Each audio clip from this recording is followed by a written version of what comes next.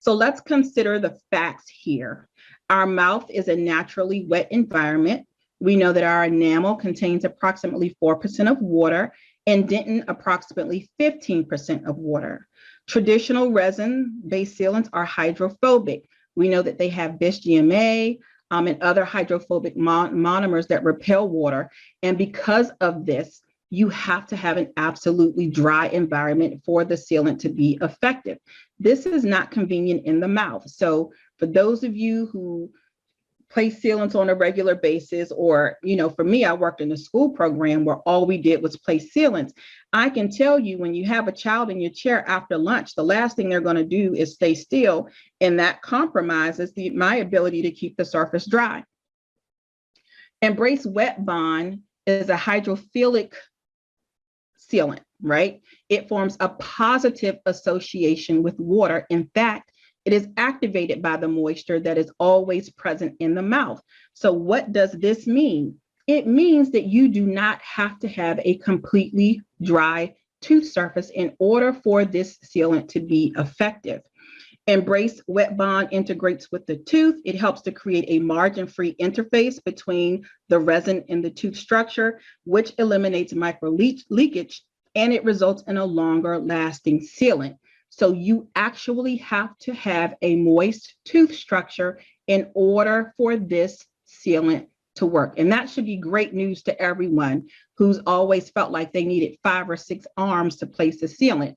Many times, especially if you're a dental hygienist, you're working solo. So you're having to manage your high speed, your slow speed, using 2 fingers to keep the cotton rolls down. There's a bite block.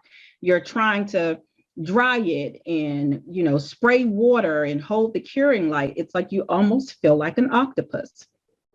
The other great thing about Embrace WetBond is that it does have fluoride in it. So fluoride is continuously released. Okay. Now, of course, there comes a point where there's no more fluoride being released. Not everything lasts forever, but this sealant also prevents micro leakage. And another great thing is that it contains it doesn't contain BPA or bisphenol A. Parents are really concerned with the types of materials that are being put in a child's mouth. Well, not just a child's mouth, just people in general. They're more aware because of Google, and people are smarter, they're reading more. So they don't want anything in their bodies that they would consider harmful. So the good thing about this is that there is no BPA or bisphenol A. This is a picture here of what teeth typically look like when they are slightly moist versus a completely dry appearance. So a slightly moist tooth surface doesn't exhibit dryness or a pooling of water. So when I say slightly moist, I don't mean that a pool of saliva needs to be there. A pool of saliva will render this ineffective. So a slightly moist tooth surface is required for this Embrace WetBond. So when you are using WetBond, you want to lightly dry and remove excess water with compressed air or a cotton pellet. And what you should see is a shiny or glossy surface. If you have a tooth surface that appears chalky white after etching, rinsing, or drying, you know that the tooth surface is dry. So for the Embrace WetBond, this type of sealant won't work.